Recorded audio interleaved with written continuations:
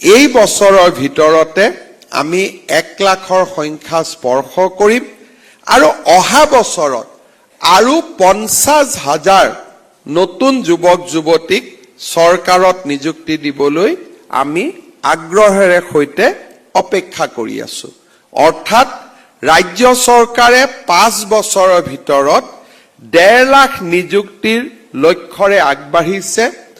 অসমত যোৱা 75 বছৰত কেতিয়াও কোনো কালে কোনো চৰকাৰৰ দিনত ইমান বেছি যুৱক যুৱতীৰ নিয়োগৰ ব্যৱস্থা কৰিব পৰা হোৱা নাছিল। ই আমাৰ চৰকাৰখনৰ এক অনন্য প্ৰাপ্তি হিচাপে ৰৈ যাব। আমাৰ ৰাজ্যত শিক্ষকসকলক আমি 2 ধৰণে নিযুক্তি কৰোঁ। এটা চৰকাৰত আমি পোনপটীয়াকৈ